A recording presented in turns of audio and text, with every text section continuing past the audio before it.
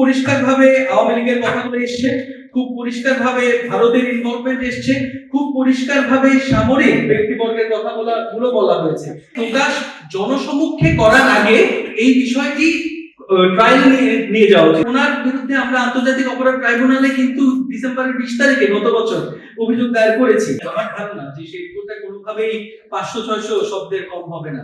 তো যার কারণে দেখা যাচ্ছে যে গতকাল প্রেস কনফারেন্সে যতটুকু পর্যন্ত কভার করেছে অতটুকু পর্যন্ত আমার মনে হয় যে খুব পরিষ্কারভাবে আওয়ামী লীগের কথাগুলো এসছে, খুব পরিষ্কারভাবে ভারতের ইনভলভমেন্ট এসছে, খুব পরিষ্কারভাবে সামরিক ব্যক্তিবর্গের কথাগুলো বলা হয়েছে এবং এটারও যুক্তি দেখানো হয়েছে যে সামরিক ব্যক্তিবর্গ যারা আছেন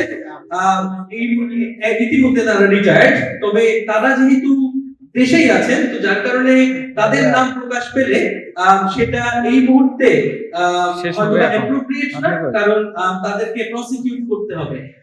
তো যার কারণে আমার কাছে মনে হয় যে এই মূল পয়েন্টগুলো কভার করেছেন। তবে এটা সত্য যে আমরা হয়তোবা আশা করেছিলাম যে প্রেস কনফারেন্সে যখন শুরু হলো তখন অন্ততপক্ষে একটা সামারাইজড ভার্সন আমাদেরকে প্রদান করা হবে। কেবলমাত্র আপনারা সাংবাদিক ভাই যারা আছেন আপনাদের প্রশ্নের জবাবই কিন্তু তারা দিয়েছে।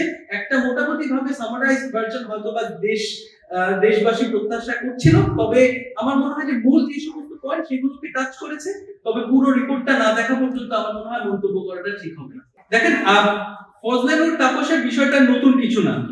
এমনকি ওই সময়কার পত্রপত্রিকা যদি আমরা ঘাটাই তখন আমরা দেখতে পাবো, ওই সময় 2009 সালের কথা বলছি, তো সেই সময়কার পত্রপত্রিকায় কিন্তু খুব পরিষ্কার ভাবে ছিল যে বিভিন্ন সময় উনি ভেতরে যেতেন, ওনার বাড়িতে মিটিং হতো।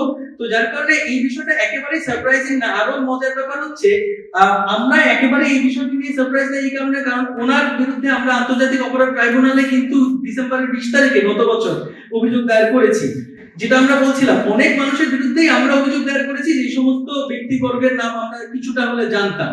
তবে এই রিপোর্ট যেটা করবে সেটা হচ্ছে এটা সহযোগিতা করবে আন্তর্জাতিক অপরাধ ট্রাইব্যুনালের যে প্রসিকিউটর আছে তাকে, যেন কিনা আরো বিস্তারিত আকারে এই লিস্টটাকে প্রসিকিউট করা যায়। এবং আমি যেটা বলছি আপনাদের কাছে বিনীত অনুরোধ আমাদের, এই মানুষগুলো কিন্তু এখনো আছে, এই মানুষগুলো আমাদের আশেপাশে থাকে, এই মানুষগুলো আমাদের বাবার সাথে চাকরি করেছে, আমাদের বাবার সাথে মেসে থেকেছে, আমাদের বাবার সাথে খেয়েছে, আমাদের বাবার সাথে বিভিন্ন অপারেশন করেছে।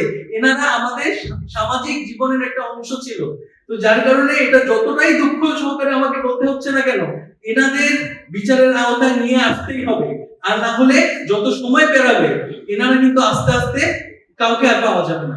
যে বিষয়টি হয়েছে সেটা হচ্ছে যে প্রকাশ জনসমক্ষে করার আগে এই বিষয়টি ট্রায়াল নিয়ে যাওয়া উচিত। অর্থাৎ ট্রাইব্যুনালের যে প্রসিকিউটর, ওই প্রসিকিউটর যেই মুহূর্তে এই ব্যবস্থাটা নিবে সঙ্গে সঙ্গে এটাকে প্রকাশ করে দেওয়া যাবে। কিন্তু তার আগ মুহূর্তে আসলে যদি এটা প্রকাশ করে ফেলে তখন আসলে এই রিস্কটা থেকে যায় যে তারা আসলে চলে যেতে পারে অথবা ভেঙে যেতে পারে অথবা পলাতক হয়ে যেতে পারে। আমার মনে হয় বিশেষ করে যে সমস্ত অফিসারকে আমরা যে সমস্ত অফিসারের বিরুদ্ধে আন্তর্জাতিক অপরাধ ট্রাইব্যুনালে গিয়েছি এবং আপনি যেটা বলছেন যে আমরা সন্দেহ করি এবং সেই লিস্টটা বিস্তারিত আকারে যেহেতু প্রসিকিউশন দিবে, তো যার কারণে দেখা যাচ্ছে যে আমাদের সন্দেহের সঙ্গে যদি প্রসিকিউশনের লিস্টের কোনো ধরনের ইয়ে হয় তো সেই ক্ষেত্রে আসলে সেটা ভালো দেখায় না। তো যার কারণে এই বিষয়টি নিয়ে আমার মনে হয় যতক্ষণ না পর্যন্ত সেটা প্রসিকিউটরের হাতে পড়বে এই বিষয়টি নিয়ে মন্তব্য একবারে করা উচিত হবে না।